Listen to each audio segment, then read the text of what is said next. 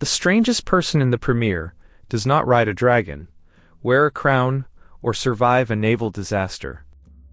He stands on a hill wearing antlers, watches armed men notice him, and disappears from the scene before anyone can demand an explanation.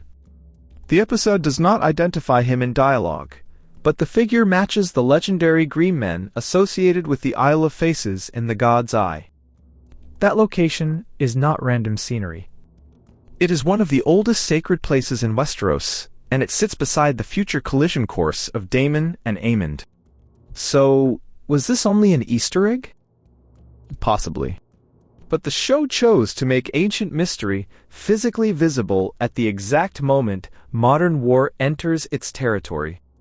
In the histories of Westeros, the Green Men guard the Isle of Faces, the wooded island, at the center of the God's Eye.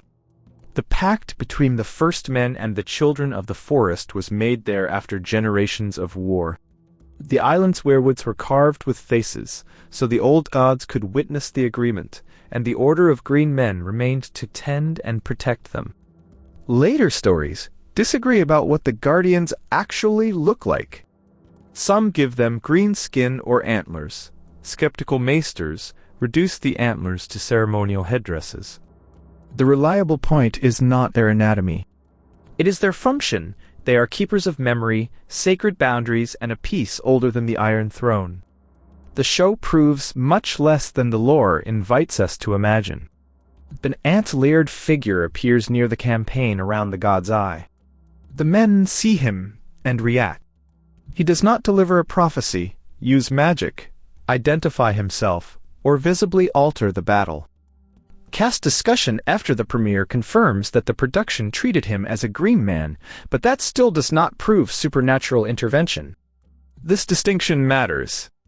House of the Dragon often places prophecy and myth beside political decisions, without telling us whether fate caused the decision or merely gave frightened people a language for it. For now, we have a witness, not a wizard. Everything beyond that belongs in theory. The strongest interpretation is symbolic rather than magical.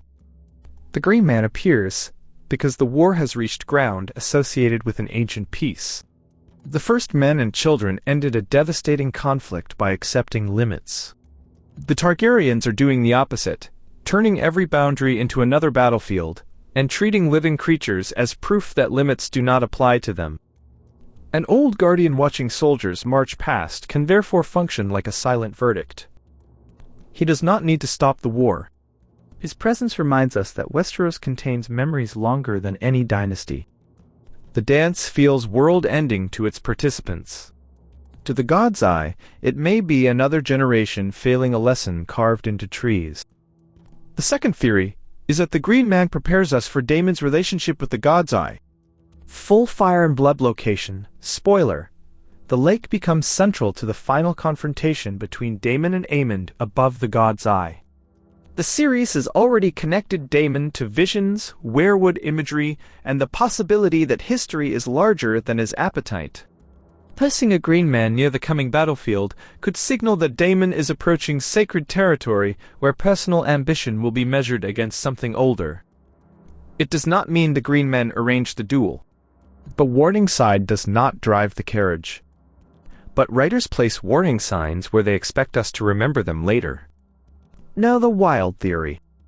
What if the figure is not merely a guardian cameo, but evidence that the Isle of Faces is actively observing the dance through the old god's network? Weirwoods are connected to memory and perception elsewhere in this world. Harrenhal has already made visions difficult to dismiss as ordinary dreams. If the show wants to tie Daemon's fate, Alice Rivers and the God's Eye into one supernatural architecture, a green man is an elegant first thread. The evidence is currently thin. We see no magic, and receive no message. This theory should remain in the glass case marked enjoyable, but do not build your house on it. Still, the camera did not accidentally grow antlers. My ranking is simple. Most likely, the Green Man is a deliberate symbol that the ancient world is watching a younger dynasty destroy itself. Next, most likely, he is visual preparation for the God's Eye endgame, and Daemon's growing relationship with prophecy. Least supported, but most delicious, is direct supernatural involvement by the Isle of Faces.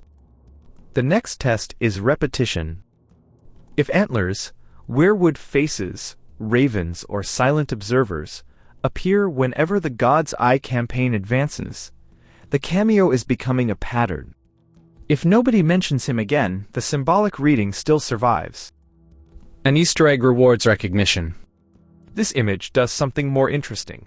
It makes the battlefield feel occupied before either army arrives.